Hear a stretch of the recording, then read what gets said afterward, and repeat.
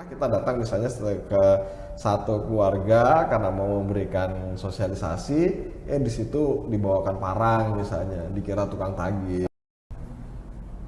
Halo Tribuners, jumpa lagi bersama dengan saya Kusnula Syifa. Hari ini kita masih berada di wawancara eksklusif dan tentunya hari ini saya tidak sendirian. Di sini sudah hadir narasumber saya selaku Bang Wasiat Jarwo Asmoro, ini selaku Ketua KPU Lampung Timur. Halo, selamat datang Bang Jarwo. Selamat datang. Apa kabar nih Bang? Alhamdulillah. Nampak fresh banget ya hari ini Bang. Oke, sebelumnya saya mengucapkan terima kasih banget untuk Bang Jarwo sudah menyempatkan waktunya untuk hadir di studio Tribun Lampung ya Tribuners. Dan tentunya selama kurang lebih 30 menit ke depan kita akan berngobrol-ngobrol bincang nih dengan Bang Jarwo seputar dengan KPU Lampung Timur. Nah, mendekati pemilu nih Bang Jarwo ya, karena kan pemilu sebentar lagi Tribuners, yaitu tahun 2024 ataupun tahun depan gitu kita akan melaksanakan pemilu serentak ya. Nah, yang mana KPU di sini sebagai penyelenggara. Kita juga pengen tahu nih, kira-kira KPU Lampung Timur ini penyelenggaranya sudah sampai tahap mana aja nih? Mungkin kita bisa bincang sedikit dengan Bang Jarwo untuk situasi dan kondisi di KPU Lampung Timur ini sudah sampai tahap mana sih Bang? Gitu. Baik, kalau terkait dengan tahapan ya Mbak Sunil ya, jadi karena pemilu ini serentak se-Indonesia, jadi tahapannya sih sebenarnya tidak lokal khusus Lampung Timur, nasional sama. Nah, saat ini dari tanggal 14 Maret yang lalu kita sudah menyelesaikan coklit. Ya, ada coklit. Nah, sekarang ini sedang kita susun yang akan kita siapkan nanti untuk ditetapkan menjadi daftar pemilih sementara atau DPS. Ya, nanti penetapan DPS itu secara serentak akan dilakukan di seluruh KPU Kabupaten Kota se-Indonesia tanggal 5 April. 5 April. Tanggal 5 April kita akan tetapkan DPS secara nasional. Di setiap kabupaten kota. Setiap kabupaten. Nanti kemudian setelah itu 5 April setelah 5 April ya akan direkap di tingkat provinsi, kemudian akan direkap sampai tingkat nasional. Nasional tentunya. Terus sekarang juga sedang masa tahapan verifikasi kedua untuk dukungan calon perseorangan atau DPD, DPD RI ya, calon DPD RI, karena proses pencalonannya proses verifikasi dukungannya sudah dimulai. Oke, jadi memang prosesnya udah dimulai ya Bang ya. Dan coklit juga memang sudah dilakukan oleh KPU Lampung Timur nih ya. Sudah semua atau masih sebagian nih Bang? Sudah selesai. Sudah selesai ya, semuanya. Sudah selesai semua kemarin di tanggal 14 Maret. Oke. Nah, dari coklit ini kan biasanya dari pemilu-pemilu tahun kemarin pasti ada penemuan-penemuan mungkinnya di lapangan yang agak berbeda gitu. Ada yang berbeda nggak sih Bang dari coklit tahun-tahun kemarin di tahun ini gitu? Ya. Kalau dari segi perbedaannya sebenarnya lebih pada untuk pemilu yang lalu kita belum menggunakan fasilitas yang saat ini ada yaitu e-coklit. Jadi e-coklit itu adalah aplikasi yang ada di HP Android yang digunakan oleh teman-teman Pantarlih, panitia pemutahiran data pemilih yang langsung datang ke setiap pemilih itu sudah menggunakan aplikasi e-coklit. Sehingga update atau report dari setiap hasil coklit itu sudah langsung bisa kita pantau. Dan apalagi juga aplikasi ini berbasis GPS. Jadi ini sekaligus bisa untuk mengontrol, KPU bisa mengontrol bahwa ini Pantara ini benar-benar jalan atau tidak hari ini. Nah, karena dia udah berbasis GPS ya. Nah, salah satunya itu. Nah, itu mungkin kalau dari sisi perbedaan dari pemilu sebelumnya. Nah, kalau yang ada yang unik yang sekarang lagi viral nih di media nih, jadi gara-gara ada satu oknum ketahuan dia memalsukan data, terus kemudian bahkan menikah lagi gara-gara hasil coklit. Waduh. Karena setiap coklit itu kan selalu ada tanda bukti nih. Ada tanda bukti, ada stiker bahkan kan yang ditempel gitu kan.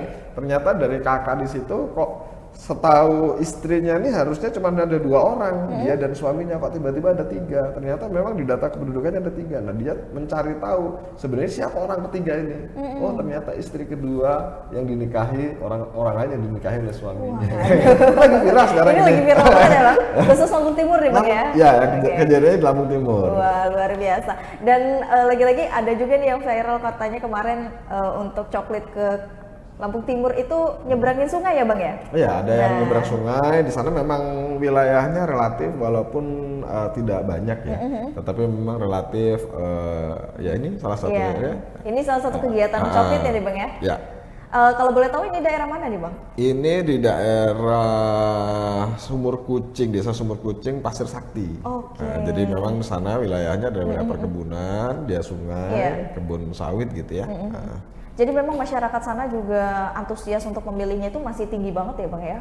ya, tapi sayangnya memang kendalanya adalah di sana itu kan satu keluarga, satu kakak itu kan mereka mengurusi 10 hektar kebun. Nah, jadi sehingga memang jarak tempuhnya tak jauh. Ini salah satu TPS di Lampung Timur yang jarak tempuh pemilihnya ke TPS itu paling jauh. Jadi jarak tempuh yang paling jauh ke TPS itu 4 km. 4 kilo itu juga kalau ditempuh dengan menggunakan perahu lewat sungai. Kalau dia harus jalan darat lebih jauh lagi. Lebih jauh lagi ya Bang ya? Oke. Luar biasa sekali nih teman-teman ya dari KPU Lampung Timur ya Tribuners. Nah, ngomong-ngomong masalah TPS nih Bang, TPS ini nanti untuk di Kabupaten Lampung Timur sendiri itu ada penambahan kah atau di setiap TPS itu ada berapa kuota pemilih itu Bang? Kalau ketentuannya adalah setiap TPS itu kan memang maksimal 300 pemilih.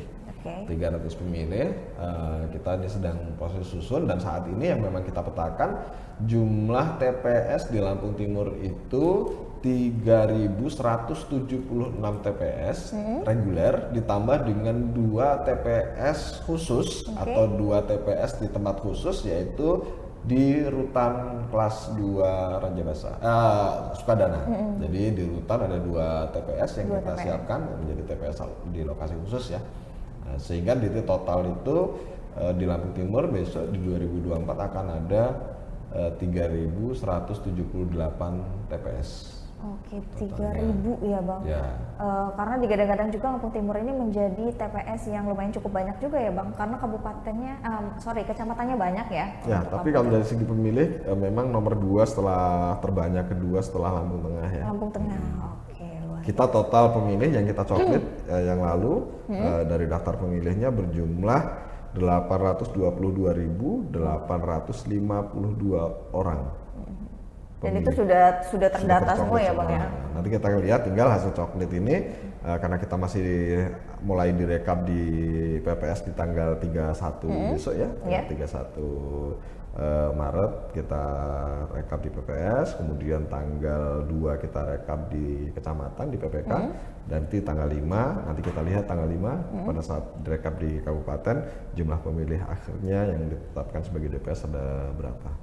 Oke, jadi memang sudah sampai tahap situ persiapannya sudah benar-benar melangkah gitu. Walaupun terkesan masih jauh di pemilu 2023, tapi prepare-nya harus dari sekarang Tribuners ya. Nah, selain itu kita mau tanya tentang dapil juga nih Bang. Untuk dapil di DPRD Kabupaten Lampung Timur itu ada perubahan nggak sih Bang dari sebelum-sebelumnya gitu? Ya, untuk dapil, penataan dapil kita tetap dengan dapil sama dengan tahun 2000, pemilu tahun 2019, juga pemilu tahun 2014 sama. Jadi ada 7 dapil, ya, ada 7 dapil dengan kursi yang juga masih sama, yaitu 50 kursi untuk Lampung Timur. 50 kursi, masih terbagi 50 di 7 dapil tadi. 7 dapil 50 kursi? Iya.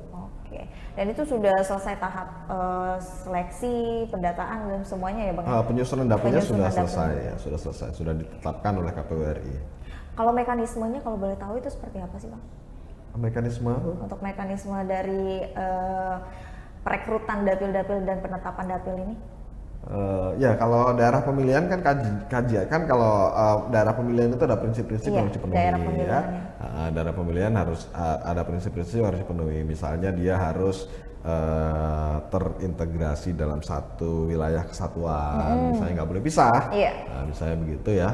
Dan dari tahun pemilu 2014 kita memang sudah menggunakan dapil itu dan tidak ada masalah, sudah berjalan berapa kali gitu. Oke. Nah, berbicara untuk masalah dapil dan juga mungkin daerah-daerah pilihan nih Bang ya. Kita tahu bagaimana sih Bang cara KPU sendiri itu untuk mensosialisasikan atau kira-kira sosialisasi seperti apa sih yang cocok untuk karakter dari masyarakat Kabupaten Lampung Timur ini? Ya, di beberapa sekarang ini kan karena eranya memang sudah sangat milenial ya, digital juga ini. Kami juga sekarang sudah mulai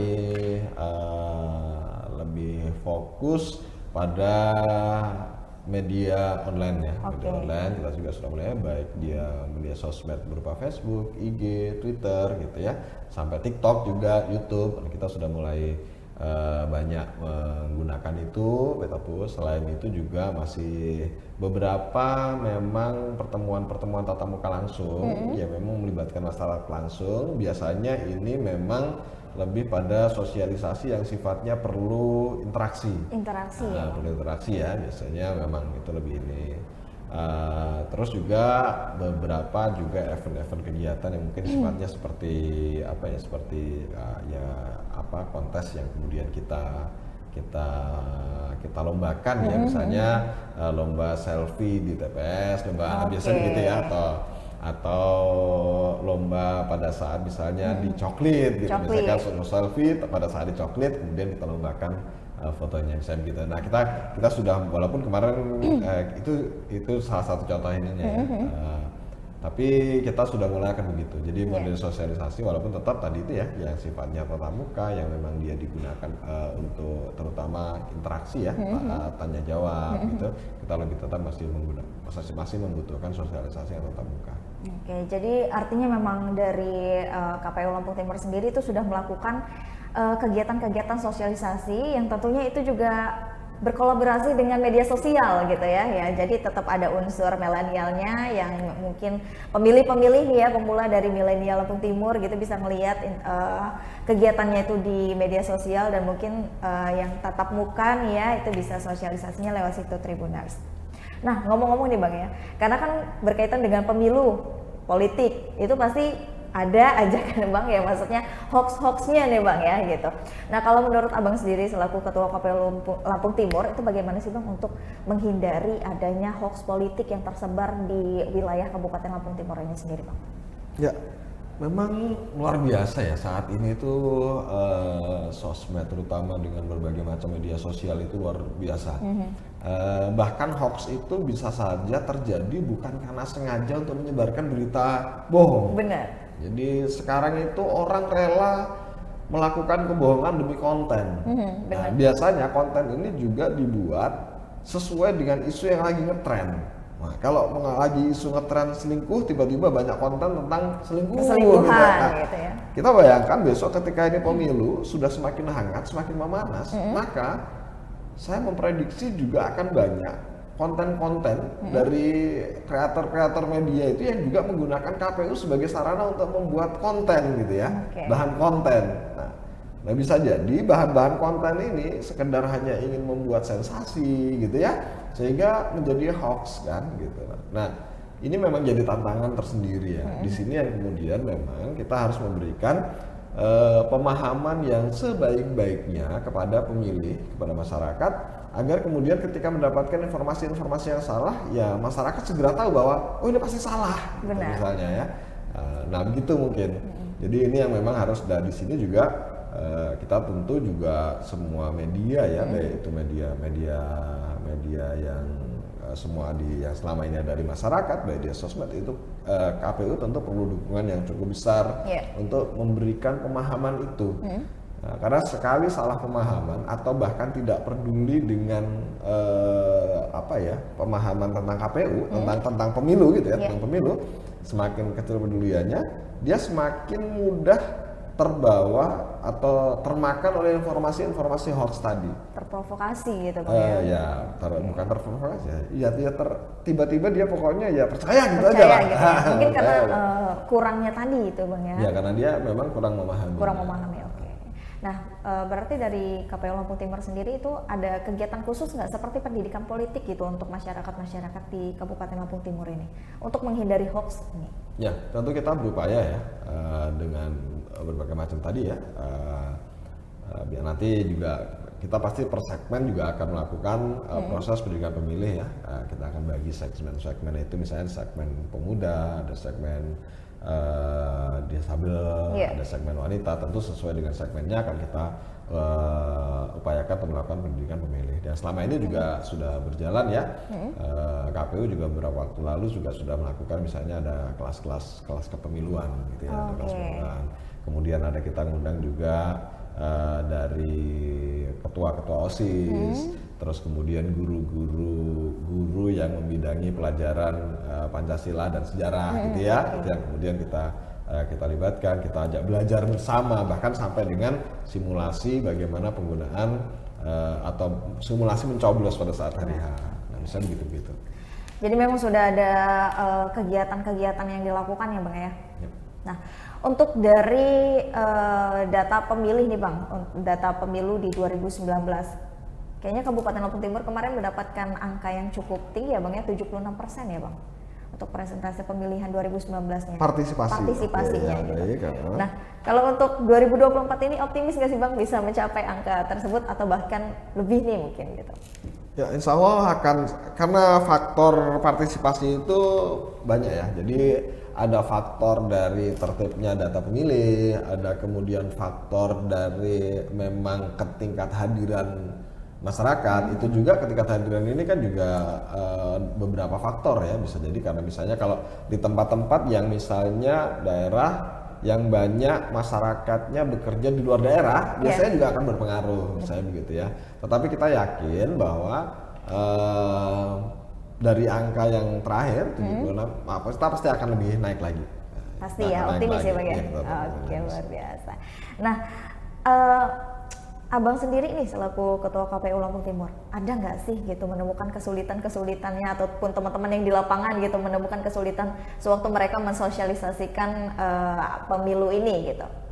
Ya, kalau dari segi dinamika itu pasti ada ya. Pasti ada. Jadi ada yang cerita misalnya kita karena staf di KPU itu kan menggunakan seragam gitu ya, tapi kan orang nggak semua. Nah, pernah kita datang misalnya ke satu keluarga karena mau memberikan sosialisasi, di situ dibawakan parang misalnya, dikira tukang tagih. Waduh. Ya, dikira depretor gitu Bang ya. Rupanya kan pernah terjadi misalnya begitu ya.